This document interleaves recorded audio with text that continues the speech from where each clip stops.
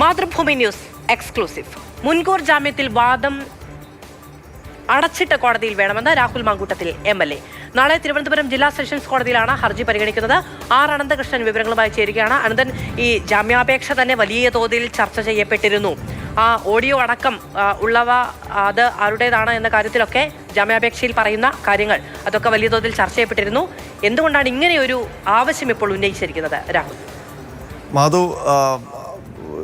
നാളെയാണ് രാഹുൽ മാങ്കൂട്ടത്തിലിൻ്റെ മുൻകൂർ ജാമ്യാപേക്ഷ തിരുവനന്തപുരം ജില്ലാ സെഷൻസ് കോടതി പരിഗണിക്കുന്നത്. അതിന് തൊട്ട് മുൻപ് അല്പസമയം മുമ്പാണ് ഈ രാഹുൽ മാങ്കൂട്ടത്തിൻ്റെ അഭിഭാഷകൻ പുതിയൊരു ഹർജി കൂടി കോടതിയിൽ സമർപ്പിച്ചിരിക്കുന്നത്. ആ ഹർജിയിലെ ആവശ്യം നാളെ കോടതിയിൽ മുൻകൂർ ജാമ്യാപേക്ഷയിൽ വാദം കേൾക്കുമ്പോൾ അത് ഇൻ ക്യാമറ പ്രൊസീഡിങ്സ്, അതായത് അടച്ചിട്ട കോടതി മുറിയിൽ വേണം ഈ വാദം കേൾക്കാനെന്നുള്ളൊരു ആവശ്യമാണ് മുന്നോട്ട് വെച്ചിരിക്കുന്നത്. കാരണം ഇന്നലെ ഈ രാഹുൽ മാങ്കൂട്ടത്തിൽ ഈ തൻ്റെ ഭാഗം തെളിയിക്കാൻ എന്ന് പറഞ്ഞ് അവകാശപ്പെട്ടുകൊണ്ട് കുറേ ഡോക്യുമെൻറ്റ്സ്, പ്രത്യേകിച്ച് ഡിജിറ്റൽ തെളിവുകളടക്കമുള്ള ഡോക്യുമെൻറ്റ്സ് 2 ഘട്ടമായി കോടതിയിൽ സമർപ്പിച്ചിട്ടുണ്ട്. അതൊക്കെ സ്വകാര്യതയുമായി ബന്ധപ്പെട്ട കാര്യങ്ങളാണ്. കൂടുതലായും അതിനകത്ത് പരാമർശങ്ങളുണ്ട്. അത് ഒരു പക്ഷേ അത് പുറത്തു വരും എന്നുള്ള ഭയം കൊണ്ടാകാം. രാഹുൽ മാങ്കൂട്ടത്തിൽ ഒരു പൊതുപ്രവർത്തനം കൂടിയാണല്ലോ. അപ്പോൾ അയാളുടെ സ്വകാര്യത ഹനിക്കുന്ന എന്തെങ്കിലും ഭയന്നിട്ടാകാം ഇങ്ങനെ ഒരു ഇൻ ക്യാമറ വേണം എന്നുള്ളത് ആവശ്യം ഉന്നയിച്ചിരിക്കുന്നത്. ഏതായാലും സാധാരണഗതിയിൽ തന്നെ ഇത്തരം കേസുകൾ, ഈ ഒരു സ്ത്രീ ആക്രമിച്ച കേസാകുമ്പോൾ അത് സ്വാഭാവികമായും ഇൻ ക്യാമറ പ്രൊസീഡിങ്സ് ആകും ഉണ്ടാവുക. ഇത് പക്ഷേ പ്രതി തന്നെ ഇൻ ക്യാമറ വേണം എന്നുള്ളൊരു ആവശ്യം അപൂർവമായിട്ടാണ് ഉണ്ടാകുന്നത്. അപ്പോൾ ആ ഒരു ആവശ്യമാണ് രാഹുൽ മാങ്കൂട്ടത്തിൻ്റെ ഭാഗത്ത് നിന്ന് വന്നിരിക്കുന്നത്.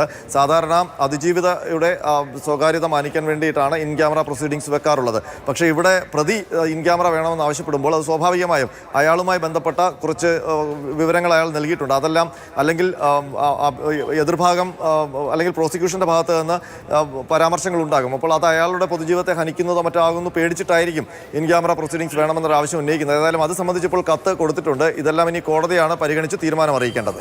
സാധാരണഗതിയിൽ അനന്തൻ പറഞ്ഞതുപോലെ തന്നെ ഞങ്ങളുടെ ആവശ്യം പ്രതിസ്ഥാനത്ത് നിൽക്കുന്ന ആൾ ഉന്നയിക്കാറില്ല. കോടതികൾ സാധാരണഗതിയിൽ സ്വീകരിക്കുന്ന നിലപാട് എന്തായിരിക്കും അനന്തൻ? സാധാരണഗതിയിൽ തന്നെ ഈ മുൻകൂർ ജാമ്യാപേക്ഷയിലുള്ള വാദം സാധാരണ ഈ ബലാത്സംഗ കേസിലൊക്കെ ഇൻ ക്യാമറ സാധാരണ വെക്കാറുണ്ട്. അത് ചിലപ്പോൾ അതിജീവിതകൾ തന്നെ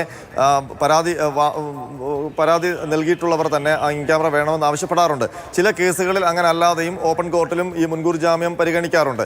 അപ്പോൾ ഈ പരാതിക്കാരുടെ ഐഡന്റിറ്റി പുറത്തു വരാത്ത രീതിയിലാണ് കോടതി സാധാരണ ഇത്തരം കേസുകൾ പരിഗണിക്കുന്നത്. പക്ഷേ ഇവിടെ ഇൻ ക്യാമറ വേണം എന്ന് രാഹുൽ മാങ്കൂട്ടത്തിൽ അങ്ങോട്ട് ആവശ്യപ്പെടുമ്പോൾ അയാളുടെ സ്വകാര്യത അല്ലെങ്കിൽ അയാളെ ഹനിക്കുന്ന, അയാളുടെ വ്യക്തിജീവിതത്തെ പൊതുജീവിതത്തെയൊക്കെ ഹനിക്കുന്ന എന്തെങ്കിലും പരാമർശങ്ങൾ വന്നു പോയാലോ എന്ന് ഭയന്നിട്ടാകണമെന്നാണ് തീർച്ചയായും കരുതപ്പെടേണ്ടത്. കാരണം അയാൾ തന്നെ ഈ പെൺകുട്ടിയുമായി ബന്ധപ്പെട്ട മൊഴിയുടെ വാദം പൊളിക്കാൻ എന്ന പേരിൽ കുറച്ച് ഡോക്യുമെന്റ്സ് കൊടുത്തിട്ടുണ്ട്. അത് ഈ ചാറ്റുകളും ഒപ്പം തന്നെ ദൃശ്യങ്ങളുമുണ്ട്, ശബ്ദരേഖയുണ്ട്. അപ്പോൾ അത് ഓപ്പൺ കോർട്ടിലാകുമ്പോൾ അതിൻ്റെ വിവരങ്ങൾ പുറത്തു വരും എന്ന് ഭയന്നിട്ട് തന്നെയാകും. കാരണം അയാളുടെ ഭാഗത്തു നിന്നുള്ള കാര്യങ്ങളൊക്കെ അപ്പോൾ പുറത്താവുകയും ചെയ്യും. ഓപ്പൺ കോർട്ടിലാകുമ്പോൾ എല്ലാവരും കേൾക്കുകയും ചെയ്യും.